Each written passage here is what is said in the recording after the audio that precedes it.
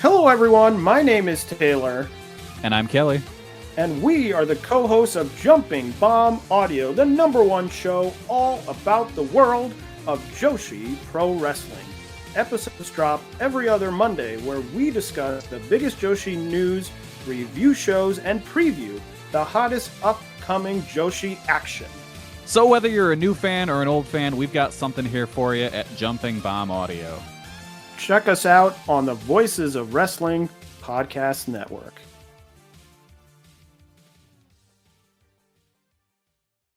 This podcast is a member of the Voices of Wrestling Podcasting Network. Visit voicesofwrestling.com to hear the rest of our great podcasts, as well as show reviews, columns, opinions, and updates across the world of wrestling.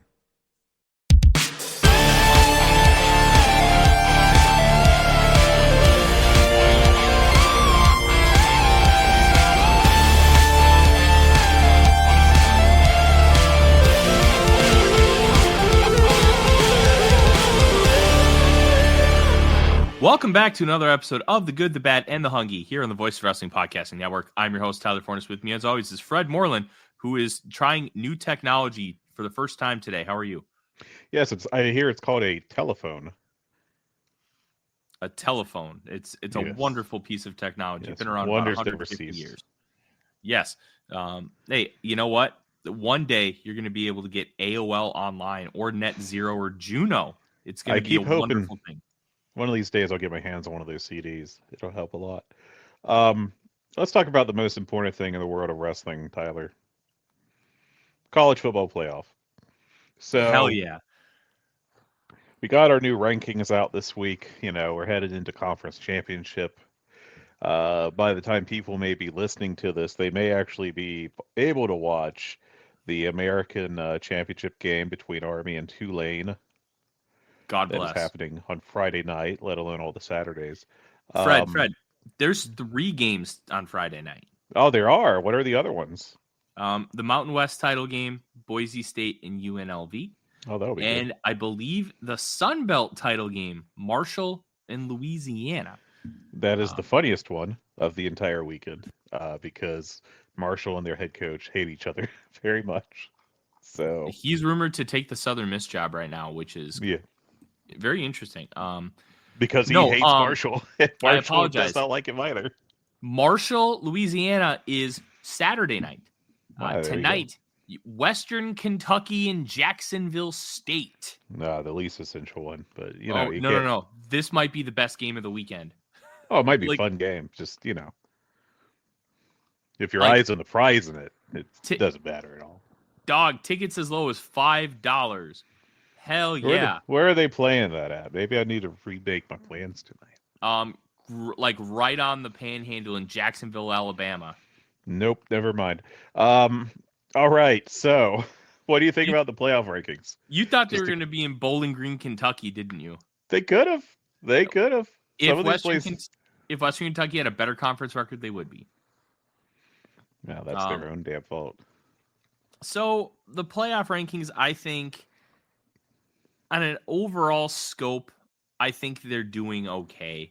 But it's evident that the people in charge are just continuing to apply logic for one set of teams and then using completely different logic for other sets of teams. And to me, that's the most frustrating part.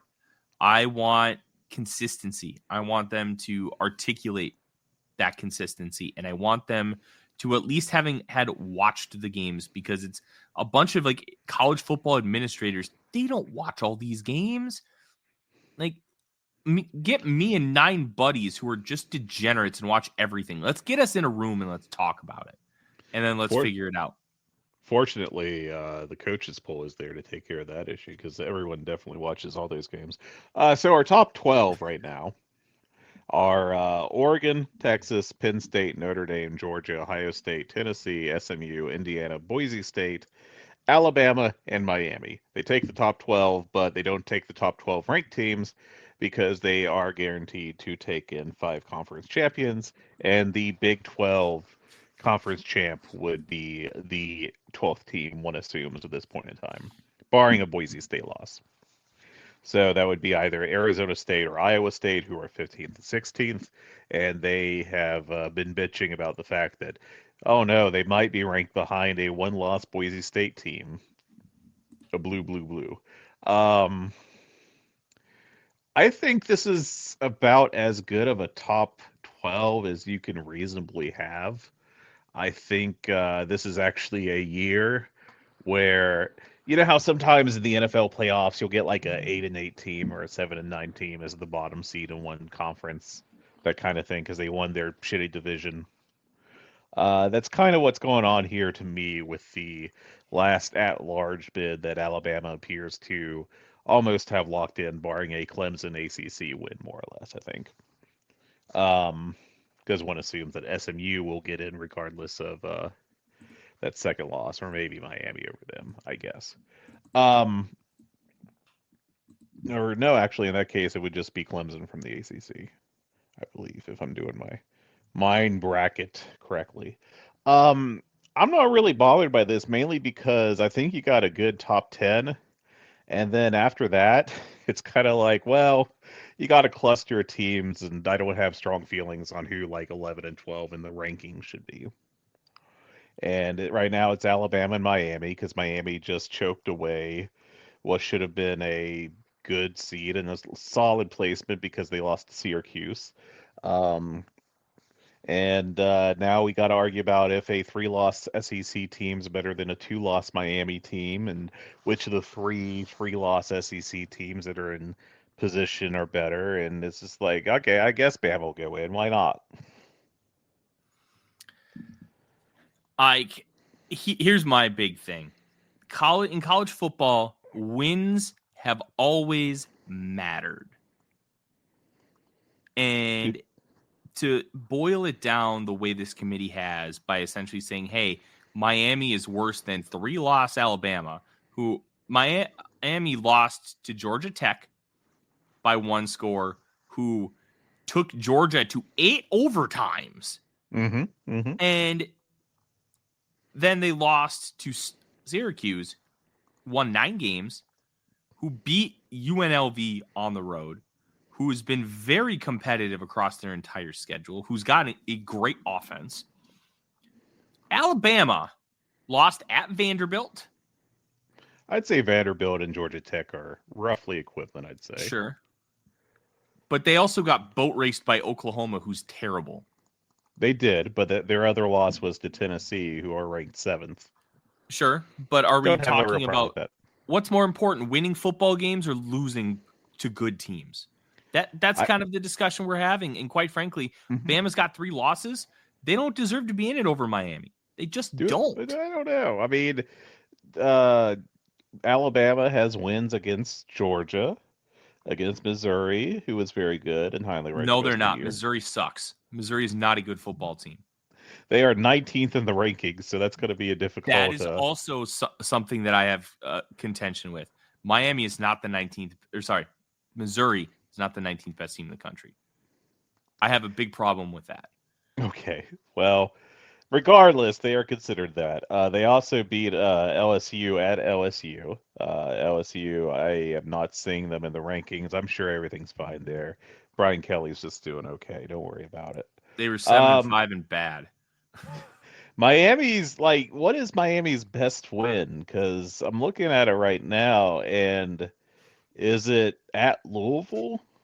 At Louisville, at Florida. Florida was really bad at the start of the year, though. Sure, but they're 7-5. Yeah, but like that was not 7-5 Florida right there. That was looking to be like 4-8 Florida until they changed their quarterback and a few other things. Yeah, I don't think Miami can really put that pelt on the wall, you know? So my argument is basically there's not a right answer for this last spot between Alabama or Miami, or if you prefer South Carolina or Ole Miss. They all kind of stink, and you got to put one of them in. And I don't think I'm going to get mad about whoever gets in. It's going to be like, all right, whatever. Someone's got to take the spot. I'm going to be mad about a 3-loss team who got in over a 2-loss team that narrowly missed their conference championship game. For me, like, you can look at kind of some of the nuanced details. one thing that I like to look at is, if you can, is common opponents. They have one common opponent this year, and that was South Florida. Alabama at home barely got past South Florida. By 26 points. That's not barely. Oh, Um, that's Alabama. Yeah. Alabama 42, South Florida 16. Yeah, but what was Alabama scored 28 in the fourth quarter. That's They the only reason why they were down in the second half. who cares? They play four That's what quarters. I mean. Yeah, but they struggled with them. Miami won what? 55-10? 50-15, it looks like. Yeah, they boat raced the hell out of them. That game wasn't close. And I understand that style points matter. But beating South Florida by 26 when you were losing in the second half doesn't exactly scream that this was a good win. And one of the things with the original college football playoff committee, why Florida State was left out last year, is they had it written like in the bylaws or in their mission statement or however they framed it, was they wanted to get the best teams. I'm sorry, I can't buy Bama as being the significantly better team than Miami. I actually think Miami beats them on a neutral field. And I hate using that hypothetical because these hypothetical matchups are the people have talked about is just bullshit. It's just a way to get SEC teams in. But winning games matters. Miami did more of it on their schedule and intentionally tried to play better non-conference opponents. And I think that should be rewarded. Wait, we're saying Miami played better non-conf? Is that your argument here? They made a significant effort to play a better non-conf, yes. I'm not.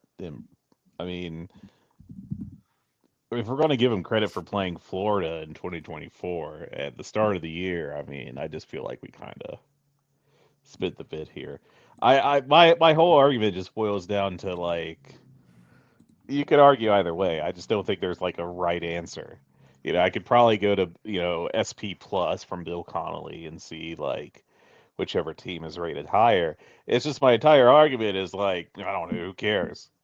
They're roughly equivalent. It's more or less a coin flip. I think boiling it down to one team has 2 losses, one team has 3, and treating the schedule as, blindly equivalent is, wrong-headed. I just don't think there's a right answer here, but you got to put one in, and I just can't get invested. This isn't like Florida State had a great year, lost their QB at the end of the year, and now we're going to boot them out. Like that was an actual bad decision. This is just like, well, they got to put someone in, and it's gonna lead to unhappiness, whatever. But it's all because teams couldn't take care of business on the field. I think there's a part of that I agree with, but you're also saying that a Power 5 team that won more games should miss out on the playoff because an SEC team lost one more. And I don't want to have that precedent set. It's a bunch of bogus baloney. Like SMU's in danger of missing the playoff if they lose, and SMU is 11-1, and their only loss is to BYU. And then it would be to Clemson. They boat raced good opponents. 9-3 Duke. They had to narrowly win out that one. Duke's 9-3. They're a good football team. Like, I don't want to reward 9-3 Bama. They have a bad loss. They have an okay loss to Vanderbilt. I can't do it. If you put any other name on Alabama's resume, any other name, that team's not getting in. I think that they're basically equivalent with Miami or Ole Miss or South Carolina. Oh, I have thoughts on Ole Miss. Ole Miss should not be in the playoff. Ole Miss. I mean, sure. Dog. But they don't have a mechanism to be like, none of you must be this tall to ride this ride, which I think would be the real answer, which is we have a 5th bye now. Congrats, Notre Dame. Or Penn State or whoever would fall into that spot. I don't know. I think like getting heated about which team is the last at-large team in this batch is just kind of whatever. They're the same. They're essentially the same, and you can get mad about the SEC harder, or you can get mad about two loss versus three loss. I mean, like, I don't know, maybe don't lose two or three games. Yeah, I get it. Anyway, I can't believe I'm defending Miami. I hate Miami. look, Here we are. this is another one where my who cares stance is correct because of the I mean, it's Alabama versus Miami, and you got to take a side. I don't have to. I'm going to sit this one out, brother. All right, let's talk about what we're here. All Elite Wrestling, a promotion. It's fine. It's totally fine. Don't worry about it. TV ratings are awful. Okay, so first of all, last week, November 27th, Thanksgiving Eve. That Dynamite had 536,000 viewers, 0.15 in the 18 to 49, and 0.07 in the 18 to 34. That is the lowest 18 to 49 and 18 to 34s ever. Um, Part of the issue, I think you can point to it a little bit, but I think this is also like diagnosing a paper cut while your patient's, heart has exploded. It aired at 5 p.m. on the West Coast. It wasn't announced ahead of time as such on TV.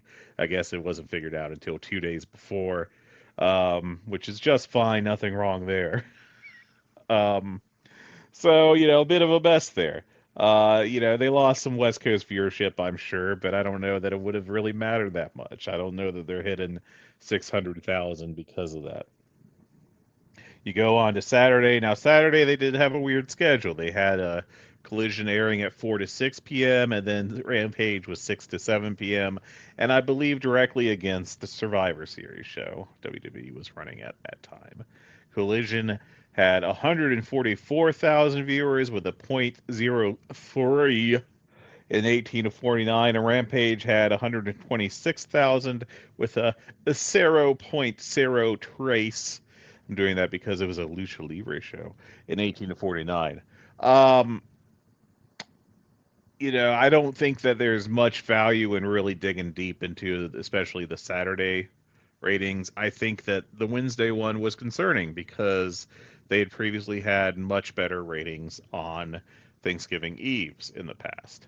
Um, so the fact that they dropped down to that was auspicious, but again, I've said this before on the show and I always will. I would never draw a conclusion off a single number regarding a promotion or a single week's numbers. So let's go to December the 4th, 2 days ago. As we record that, Dynamite came back. It was not a holiday. There was no NBA that night. Should be able to bounce back. Nope, 586,000, 0.17 in the 18 to 49. That was number 11 for the day, number 4 in the time slot. That's an ugly number. I think if you go and you look at historical ratings for the past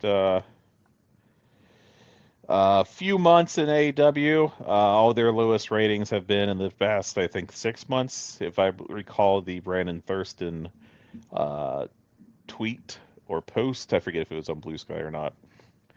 Um, this promotion is incredibly cold right now. In fact, as I'm just going to go over this, I'm just going to scroll through the history of the ratings for AEW Dynamite exclusively. I'm not looking at Collision. Um, so we you're back in 2019 to early 2020. You're in the 8 to 900s. Then in late 2020, it's more 7 and 8s, but early 20, you get back to like the 8 and 9s by the end of that year. 2021 starts off a little slower, 7 to 800s, and then you get a few millions, actually a good stretch of millions through September and their hottest period ever. And that carries over in early 2022, and then you get into mid 2022. You got eights and nines, mainly nines, very respectable numbers, and then through the rest of 2022, it's mainly nines and millions. And then 2023 is more eights and nines, which again, good.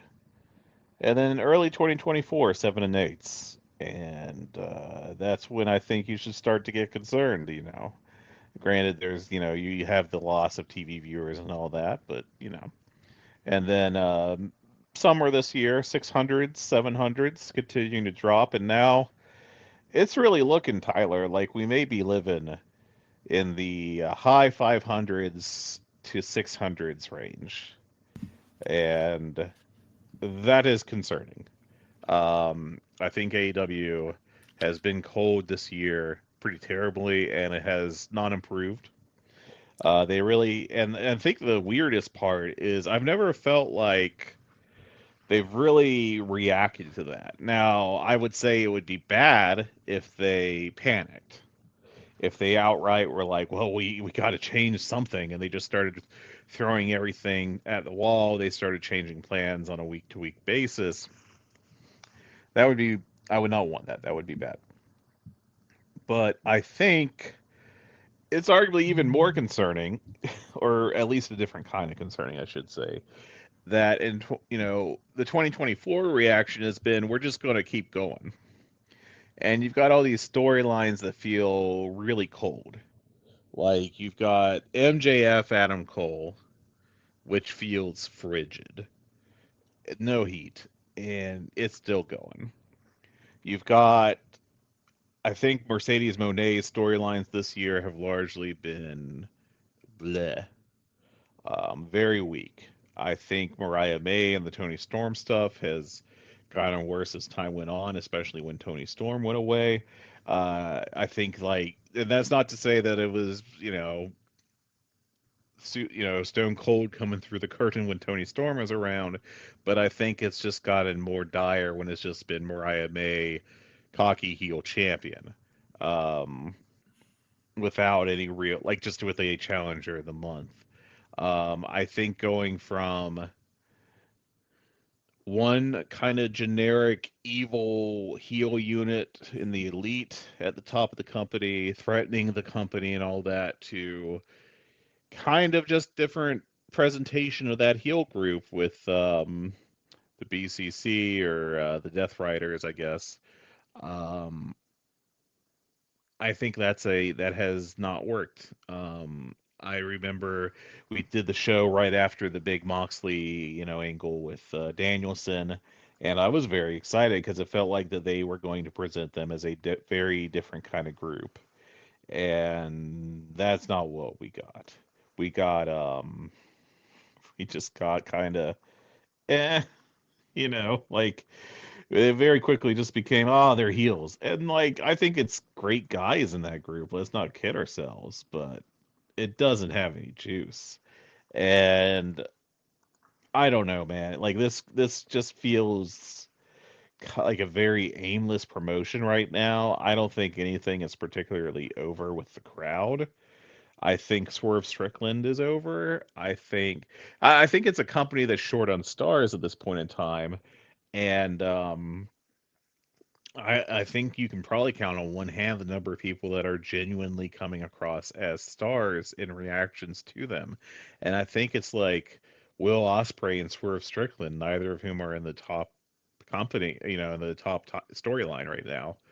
And I don't know, with maybe that's overly harsh.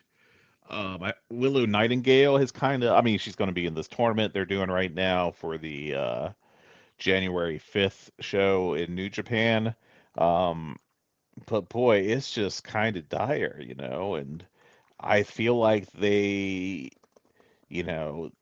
finally have made changes to how they're planning buildings, and I understand that that's kind of, been a slow moving thing, and I understand why that would be the case. But this is something that I would have expected them to start addressing a few months ago. That they were like, oh, that they should have been in March or April, been like, oh, we're in a bad situation. We have no buy-in from our fans, and we got to make this look better on TV. And they haven't. Um, until just now, until it looks like that we were, like with the Fishers building that came across better on TV. And I don't know, man. It's just kind of, I don't know what they're doing. I feel like it's very weird. And I think more than anything, it is a creative issue. And, we've talked in the past about how sometimes the storylines in AEW have been too WWE-fied for our tastes. And I think you could argue that's like a factor. I think that really killed the MJF Adam Cole storyline, but I don't think that's the sole reason. I think pointing at, being like, oh, they had Jimmy Jacobs and he ruined them and all that stuff. They're doing this thing on July 12th for All in Texas. They decided to leave Wembley and come to the U.S. to do All In. They're going to hold it in Globe Life Field in Arlington, Texas. That's the ballpark of the Texas Rangers. It seats 40,300 is the listed Wikipedia seating capacity. You go to the Observer this week. They did the pre-sale this past week for that show, which I didn't even know, which is a problem.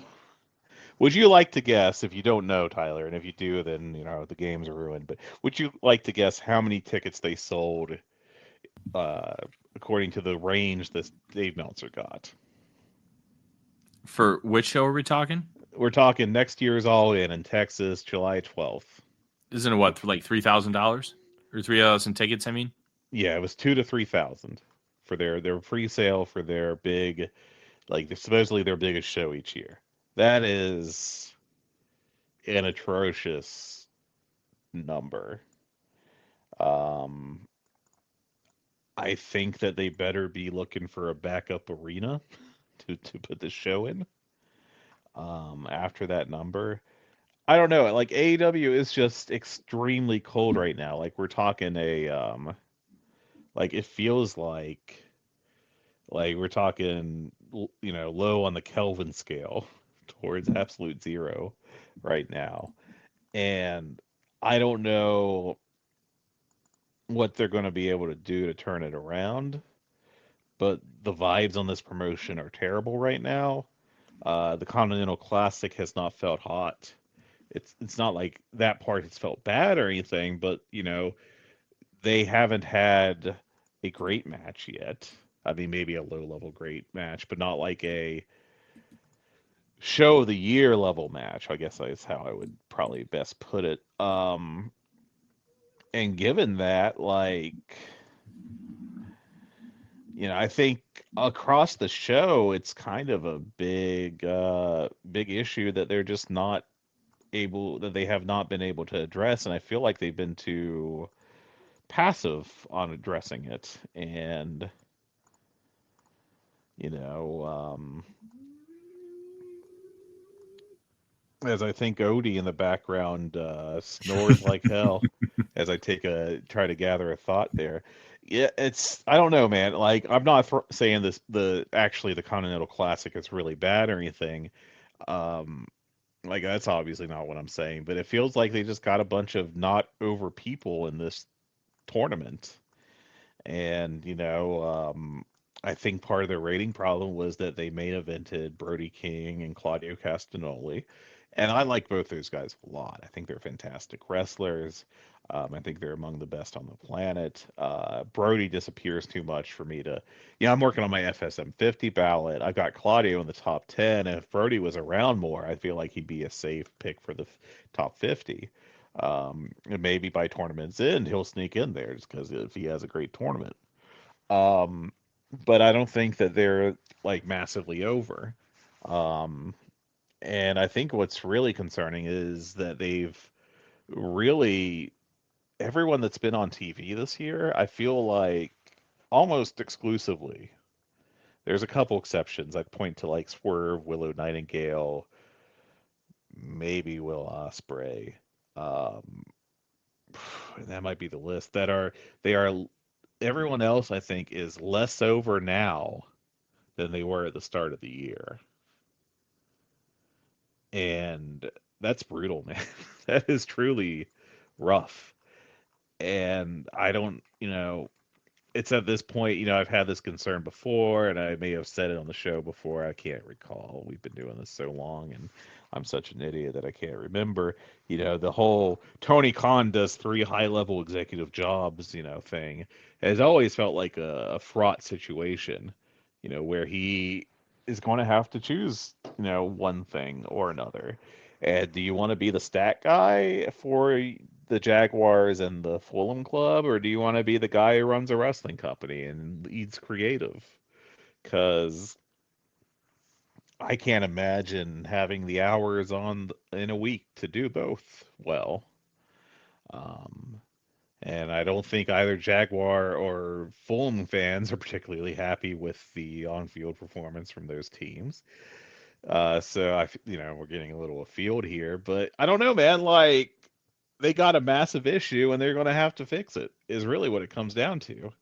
And we'll see if they crack the code on doing that. It's not going to be an overnight thing. I think, the thing I was thinking the closest to was, when they kind of WWF in the mid 90s went from like the really dire part of the new generation era to not the attitude era, because that's obviously not like, that's a thing that you hope happens. You can never really count on that happening. But to the at least more solid era where it was like you had Bret Hart, Shawn Michaels, and Undertaker on top. And not that they were drawing gangbusters, but they were at least improved from like the direst of like 1993, So I don't know. AEW is in a really tough position right now. I think a lot of fans have lost the drive to be super invested in this company for a variety of reasons. And I think that it's going to be really hard for them to reestablish that. I have to say personally, and mind you, October and November are very busy months for my company, but I think that I've only watched like maybe one live Dynamite in that entire time, and everything else has been DVR. And part of it is my schedule, but part is also like, if I wanted to watch it, I'd be watching it, right? And instead, I'm just like, well, I'll watch the C2 matches on Thursday, you know? Well, I've watched all of Dynamite, but, there wasn't anything put in my ass in a seat. And if, I've been watching this promotion since day one. I wrote Dynamite reviews for the site for, I think, over a year. We've been doing this podcast for over 2 years now, right? Yeah. If I'm like, I'll get to it, that's probably not good.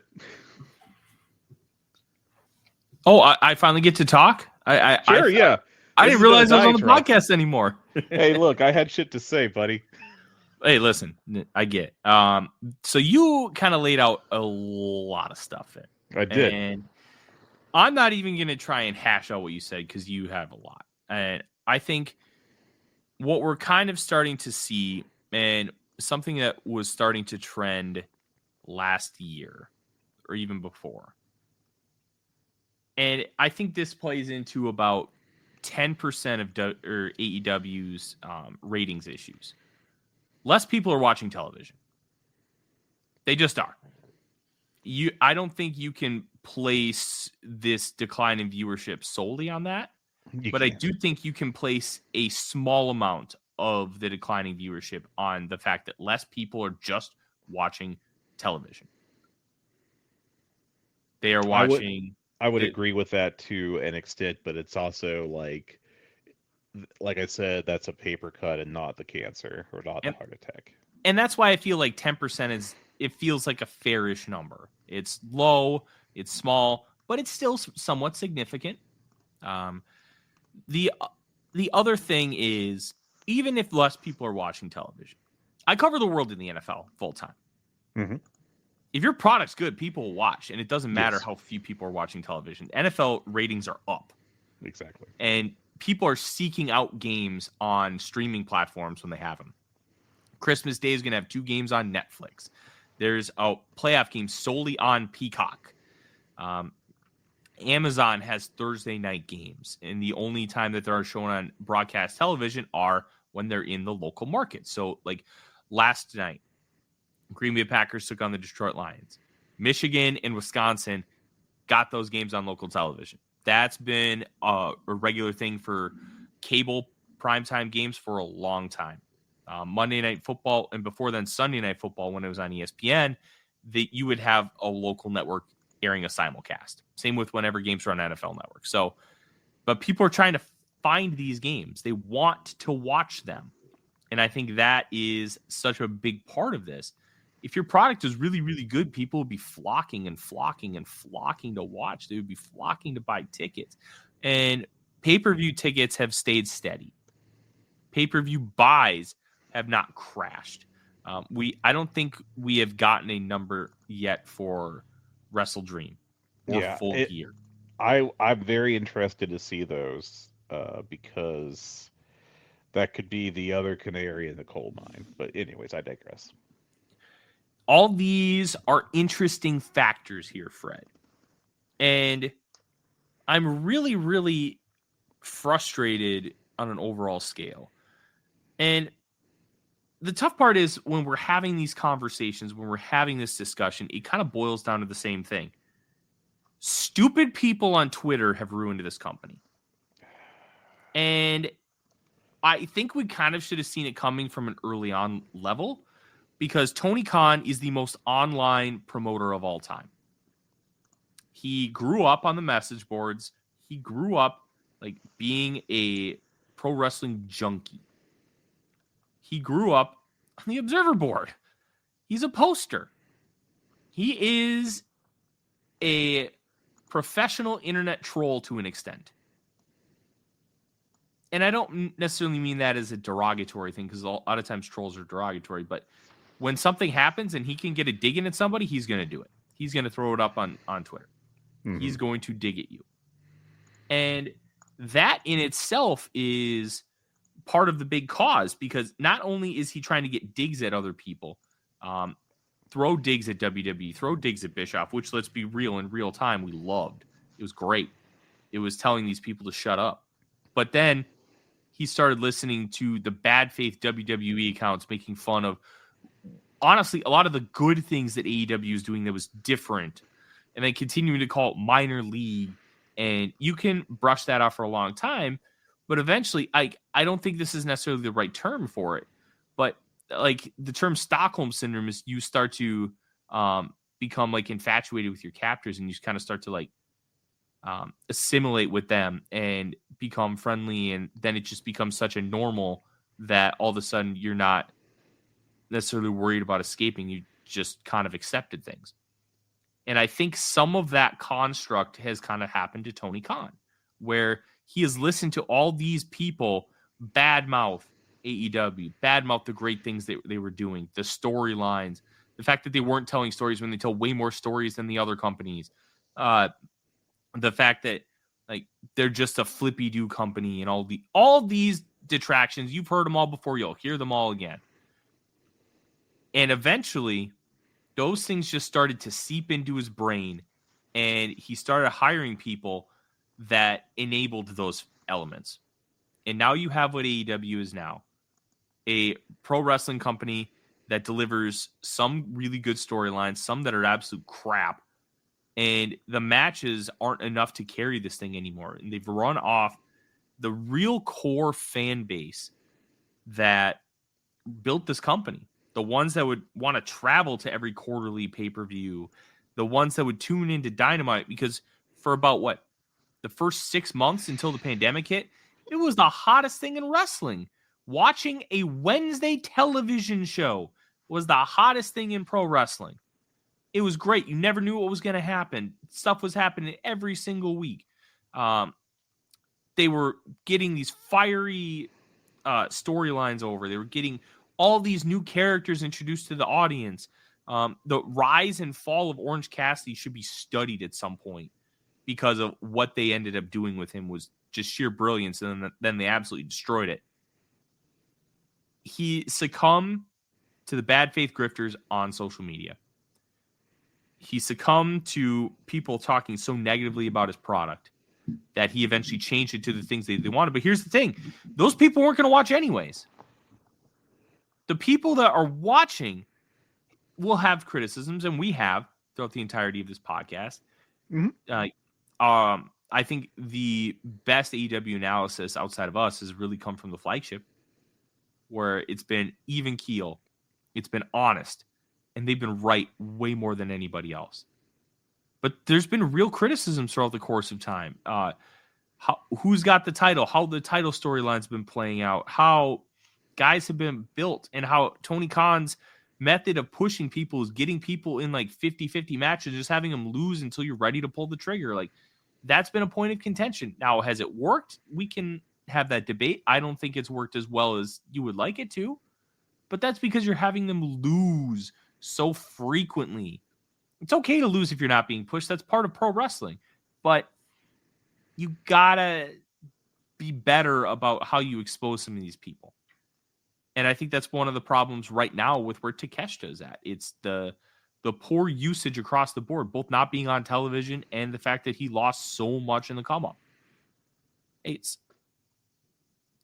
honestly, I'd say 90% of the issues in this company can really be derived from Tony Khan listening to the bad faith grifters and trolls on social media and adhering to what their vision of pro wrestling is, and then trying to justify it and how he frames things, because that led to him hiring people who are writers, hiring people like Jimmy Jacobs, who we blame for a lot of this crap.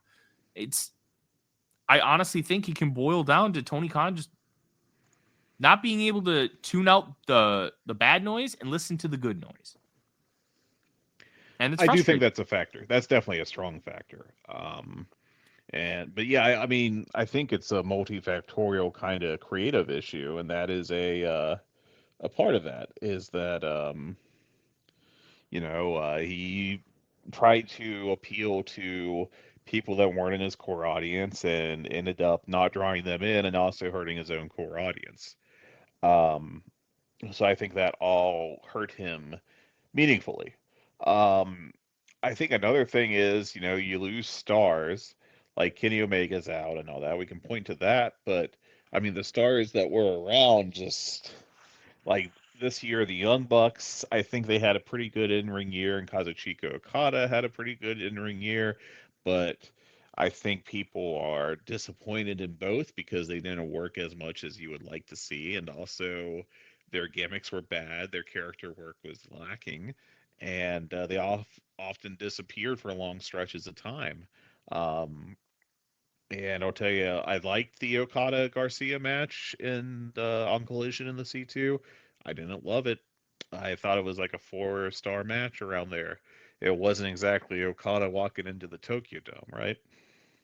So they made him feel not special. And maybe you can point to his performances as well. It's funny, I think Okada has had a year that is like top 40ish in the world. It's not a matter of ability, it's a matter of output. And my point that I'm getting to here is the way I hear people talk about him is like he's completely washed. And I don't think he is, but I can't blame him for thinking that because, before in New Japan, he was consistently one of the best wrestlers in the world. And this year, if you're saying that, you're insane. Um, so it's just a very difficult and frustrating situation, and I think it's gonna be a long, long road to get out of it, and they're gonna need a good creative idea. They're gonna need a good act getting hot, and I don't see anything at the horizon right now. I mean, I think Omega's return would be nice, but I don't think it's going to spark some kind of hot period. Um, this Death Riders thing, maybe it'll get over to the way they want, but right now it feels like it's very much kind of just caught as a not super over heel group, and that's where we are, and it's just going to be like that until it's not, and I don't know what's going to make it not. The tough part is it's easier to build from nothing than it is to rebuild what's already burned down. Yes, Um, that's a very good point. When I moved into my house, this was a brand new house, and it took them about 7-8 months to build it. Okay. And now part of that is due to the fact that it was built during the pandemic and there were like a lot of supply issues and all that stuff. I had two of my really close friends, their house burned down a few years back. It took them almost 18 months to rebuild. Mm-hmm. It takes significantly longer because you have to completely clean up what was destroyed and then have the faith be built back up to a point where you can, have it completed. Problem is, you pissed off so many of the core fan base, it's going to take a lot to bring them back. It's going to take a lot for them to watch live. Part of the pulse of AEW was the hottest 2 hours in our office Slack every single week was Wednesday from 7 to 9 Central. Mm-hmm. The entire Slack would be watching Dynamite. Talking about it, having fun. Yeah. But ain't no more. This week, I think the first there were 4 or 5 messages from 7 to 8 p.m. Mm-hmm. I'm going to pull this up because it was dead as dead. And one of those messages was me looking in at 25 minutes in or whatever and saying, man, no one's talking about the show, huh? So, real good. Yeah, it's rough, man. And I mean, part of it is when you go into our office Slack, we're all wrestling fans. We love this stuff. There's a reason why we do a podcast on this stuff. I mean, for those that don't go into the Slack, or I'm sorry, the Discord and look at our show channel, I keep a running tally of my Wrestler of the Year thing and update it every week because I'm that big of a dork about it. I'm trying to watch 1,000 matches this year. I'm at 900 now. Damn. As we talk, I am currently watching a All Japan match from April, so I can get that down on the spreadsheet because I want to see how Ryuki Honda and Yuma Enzai do here in this Champions Carnival match that I think most people have forgotten about. Mm-hmm. It's pretty good. I think it might be better than anything in the C2 so far. Yeah, that's a 4 1/4 match. But just to kind of pop off my my rating so far, I think the best match we've had in the past couple weeks has been actually Ishii and Jericho. I thought that was a 4 1/4 star match, but I mean, I'm pointing at a little bit of an issue here, which is the C2 is supposed to be really great matches, and we have a couple 4 stars. Claudio and Ricochet, Garcia Okada, and Brody and Claudio for me. But, it's been a while since even on TV that AEW's really had a great, TV match. The last time I gave anything 4.5 stars was October. And I mean, granted, that's only been a few weeks, but to go all of November without a match that I thought was 4.5 or better on TV is kind of wild for AEW. It's definitely not at the in-ring level that, it was even a year ago. So, if that's a key part of your identity and you're not hitting it, that's not going to help things either. But yeah, I mean, the point I think that you're really trying to make is that we are a group that loves good pro wrestling, and this hasn't been great. Hasn't been a great year for AEW. There's been some really strong matches and some pretty good storylines, but it is struggling as a promotion, and it's very frustrating if you're a fan of AEW.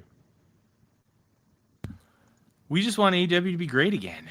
Mm-hmm. We want AEW to be what it was when it started, a promotion that really, really believed in the people, really believed in being different. Not being different to be different, being different because it was right. Being different because because it it would was what draw people, people. yeah, because it was what people wanted. Yeah. The hardcores are gone. I mean, All like, I would say that you're just down to the hardcores at this point. You know? sorry, let me reframe that. The hardcores that were here from the beginning, a lot of them are gone. The initial people that you drew are gone. And it's disappointing. Like, and one of the things with like kind of trying to read the pulse of this company, and a lot of it kind of boils back to what we see just with Voices of Wrestling, because there's just significantly less interest in the promotion. There's we used to do a traveling show every year where we go to All Out in Chicago, and there would be like 20, 25 of us in a suite. That didn't happen this year. Interest is cratered. And it just sucks. Because this roster is tremendous. Yeah. But so much of it just feels directionless. So, but anyway, how about we talk about another thing that's been a really my popular God. topic of conversation? I forgot that we were going to have to talk about this. Let's talk about CM Punk. All right. I'm just going to read off the everything that we got from the Fightful report, okay? This is from the Observer summary of it. Oh my this God. is the Observer, okay. Well, it's really a summary of what's on the Fightful thing, and maybe some stuff that Dave had himself. But well, anyways. hey, you know what? I much prefer Dave's writing, so this is perfect. Here's the synopsis. Nick Nemeth had complained to AEW HR about CM Punk's treatment of him while he was in the company. While they were both in the company. All right. Nick Nemeth sent a complaint letter to AEW regarding his treatment due to CM Punk. Nemeth tweeted, "Literally the softest man alive," without naming Punk, but widely assumed to be him. Punk confronted him upon his return from the suspension in June 2023. Nemeth wasn't booked after that until August 12th. When Nemeth arrived at the building, Pac-Buck told him travel confusion was the reason for him not to go, but then admitted it was because of Punk. Nemeth claims to have audio recordings from A12. Nemeth stated that Punk was an executive producer and manager in AEW. Nemeth was told to go to Dynamite in 816 and cut a promo on Punk in front of the crowd, apparently by the dumbest motherfucker to ever have existed. That's my verbiage. Okay. That's me. Nemeth said he spoke with legal and HR that day, was not satisfied with their response. Moxley pushed for Nemeth to be used. Nemeth revealed that there was an external investigation on what to do with Punk, which recommended that he be fired. Nemeth thinks that he was partially held responsible for having to fire Punk. Nemeth claims he was offered a settlement with 3 years' pay if he signed an NDA by AEW Legal's Chris Peck, but that was later pulled. Nemeth also claims that Peck later threatened to sue him if it went to arbitration. Megan Parek would be antagonistic to him. And I think I got her name right. But this whole thing is just bizarre. Like, AEW needs to have professional PR. They don't. And Odie's snoring just confirms it even more. It's a clown show company. That I think this all kind of boils down. You hear a lot of talk about how Tony Khan is what they would call in football a player's coach, but when it comes down to giving people bad news, I think has largely really tried to avoid that as much as possible. And look, I procrastinate, so I can appreciate this. But if you're the boss of a company and you're not going to renew someone's contract, or in this case, allegedly you've had a top talent tell you to not have a bottom of the rung talent show up be at the workplace with him, uh, is allegedly, according to Ryan Nemeth, instead of like addressing that in a more direct way, they just very much try to dance around it. And I think that that is another example of just like this really poor organizational aspect to AEW.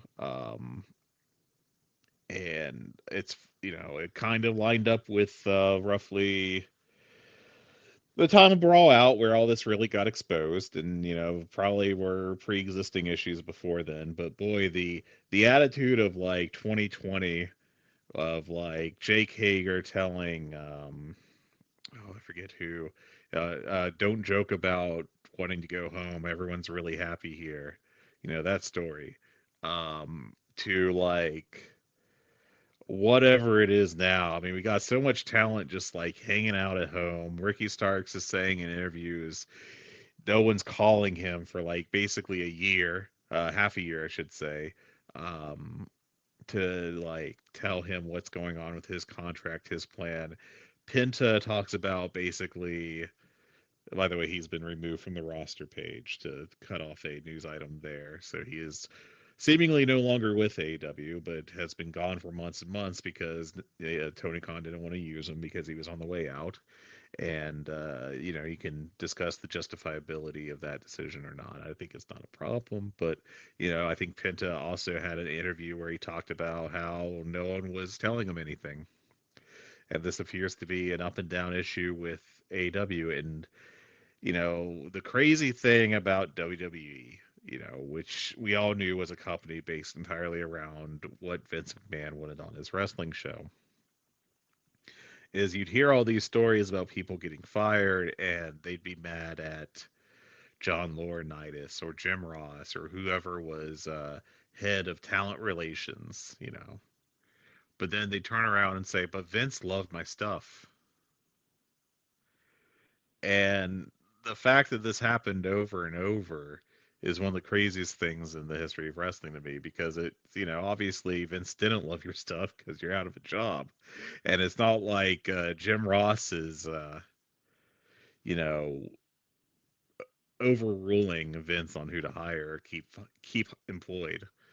Um, Tony Khan is seemingly very uncomfortable with being the bad guy. He doesn't like being the bad cop.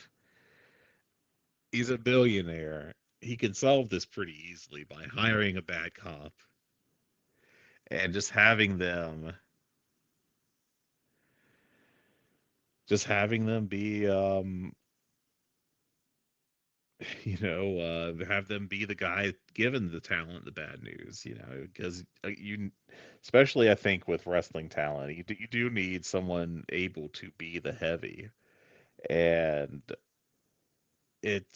I think we've seen over and over that there's an issue with AEW not having anyone do that, whether it be making CM Punk and the Young Bucks have a meeting to talk out their issues, or getting like, and assuming that there's not health issues, and I think some of these are help, but like you pointed, the various talent that just have stayed at home for long stretches of time.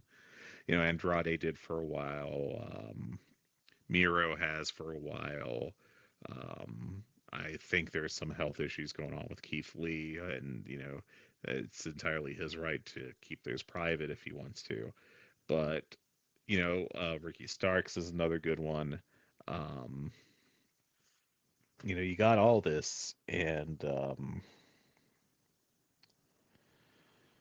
it's just like I think it's a major contributing factor to their issues right now. I don't think it's fair to call it the contributing factor, because that gives creative and stuff like that like a real pass on some issues that I think is largely creative based. But yeah, I think it would really benefit AEW to have someone in that role and to be able to give people hard news sometimes, and because that's part of being employed. And it's very frustrating, and It's another issue, I think, with AEW. But boy, we get to talk about the CM Punk drama in December 2024. Love that. Oh my gosh, it's so exciting, Fred. I love talking about CM Punk and all the drama that he caused while he was in the company. It's It, such a joy in my life. it is good and interesting and unique content. I think there's something that we can kind of talk about here to kind of put a bow on this whole thing, because we've already gone an hour talking about two topics. The big thing with the CM Punk stuff to me is that we don't know specifically if AEW handled the Nemeth stuff in the right or wrong way, because we're only getting one side of the story. And I always believe there's three sides to every story: your side, my side, and the truth. Because no matter what, you're always going to have a slight bias because of your own perspective. And that's why there's always the three sides. We haven't heard from any other side on this. But I can tell you this, based on how AEW's handled other aspects of PR, they don't get the benefit of the doubt at all. They haven't earned the benefit of the doubt. They've actually become a negative as far as like how we can take them, because they have done such a poor job across the board in just flat out doing the right thing and having good public relations. Like, it's just very, very poor. And arguably, I think they should fix their public relations issues before they fix their on-screen issues. Because if you fix the PR issues, because PR is not just about like HR stuff in the building and handling that, because that is a big part of this as well. The public perception of your company is that you're minor league. And getting all these video boards and stuff isn't going to make you look major league.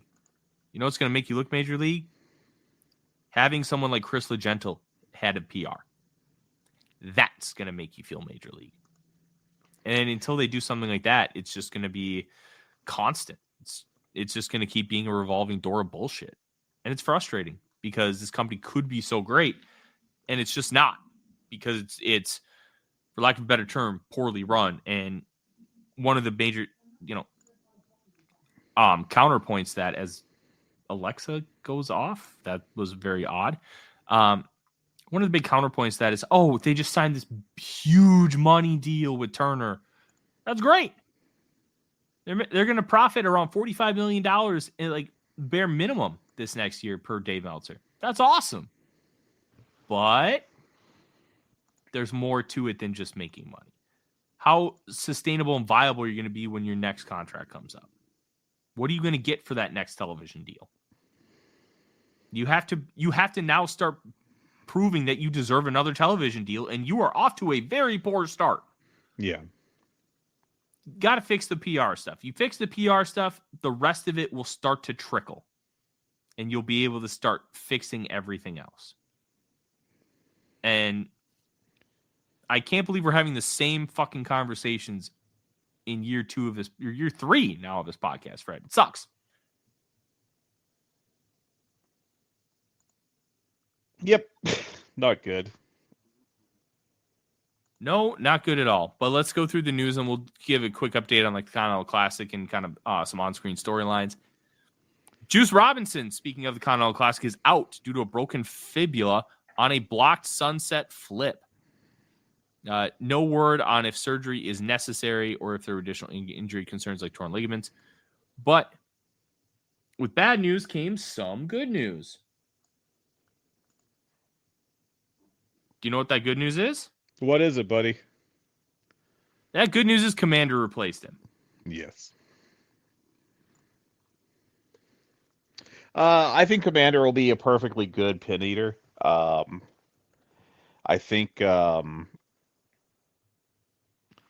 he's a good worker. I enjoy watching him do his stuff, and I think he'll fit in nicely in the whole AW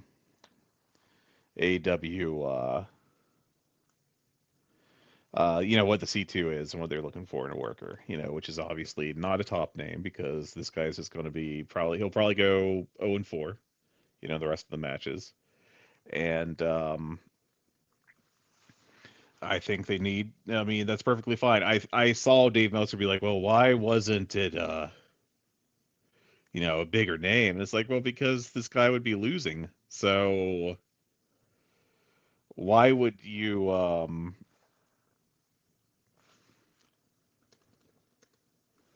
why would you want it to be, like, why would you be putting Swerve Strickland in this spot, right? And you could have just said, "Oh, it's a rant." They did Hal for he was the first alternate. And I don't know. It's very, very silly when it's like, we're clearly looking for a guy to, take a few pins and look pretty good doing it. Commander's pretty high on that list. But anyways, but yeah, I mean, it sucks for Juice. We don't know how long he'll be out. There's a lot of, was there another injury along with this, maybe to his tibia or to some ligaments? And I just think that it's not a surprise. And anyways, um, yeah, I like Commander. I got distracted for a second, and yeah, I'm good at podcasting. Yeah, it's okay. It'll be fun to watch him. Yeah, I think Commander rules, and he's also kind of a good pin eater because he's not really pushed. But Yeah. you can have some fun ass matches. Just thinks we're gonna not get Commander versus Will Ospreay. Maybe they'll give it to us because he juiced faced Will Ospreay. Awesome. Oh, that would have been sweet. But moving on, because there isn't a whole lot else to talk about there. Penta El Cero Miedo, removed from AEW's roster page. Ray Phoenix had time added due to injury, which sucks, but Tony Khan is well within the right to do so. Mm-hmm.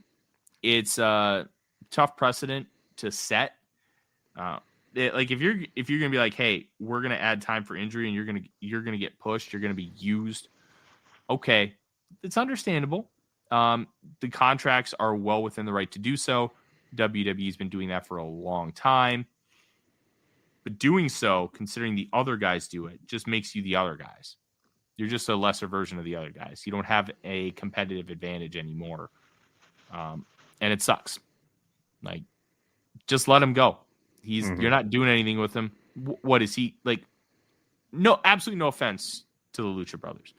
Are they going to move business in a substantial way that's going to hurt you? I think they're just I think Tony Khan is just terribly afraid of being made to look like you're losing out.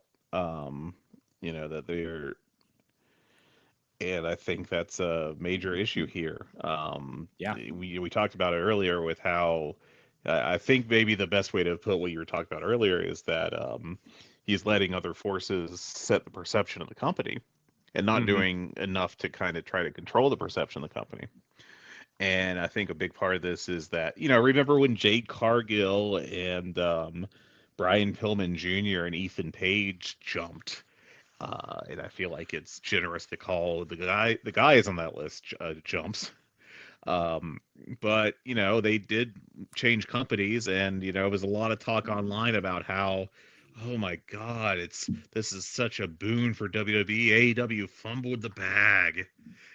And like, look at what they've done with them. Like, Brian Pillman Jr. is an extreme mid-carder. God bless him. Ethan Page is like the most. I mean, he's like kind of up in the main event scene at times, but he's also like the most shag worker to, be around. And Jade Cargill don't wrestle. And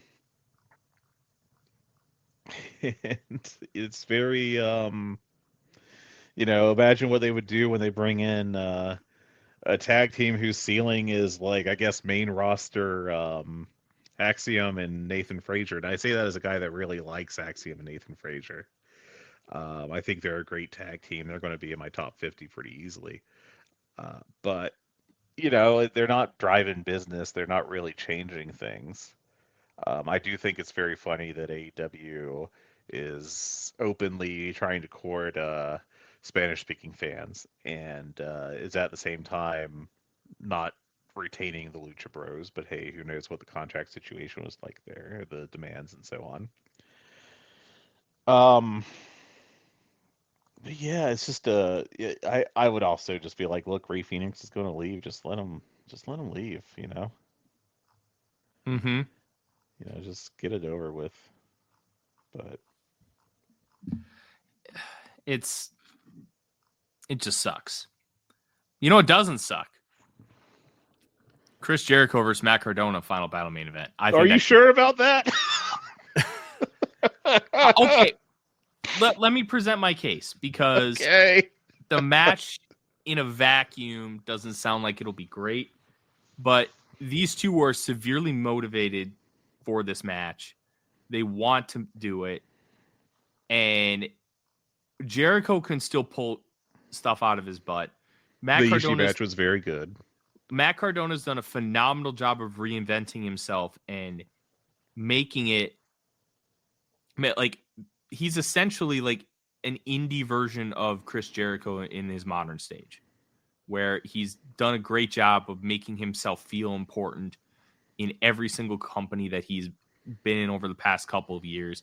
He's gone from just being the Long Island iced tea to like a great deathmatch wrestler and a guy who's willing to do anything for the company he's working for. I think this could be a really good match. Now, there's the caveat. It could also really suck.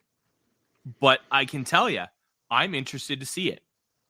And where Ring of Honor is right now, how many better options were you going to find? Yeah. Both of these guys are motivated to work this match. And I think that is a huge factor in why I am excited about it. Yeah. I mean, we'll see how it goes, but I'm not exactly being moved to like plug in my card info on rohworld.com. So Yeah, I completely understand. If it pops up, I'll watch it. I'm very intrigued by it, but I don't know. Like, I also get it. Like, is it worth paying the $40 for? Probably not. But I think it might just be streaming like with the subscription now. I don't even think it is a actual pay-per-view. But it's also fair.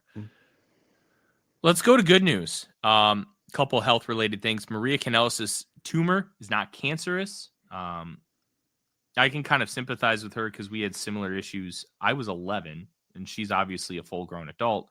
The thyroid. I had most of my thyroid removed when I was a kid, and because it had a benign tumor on it. And Kanellis had a similar thing, and she's healthy, which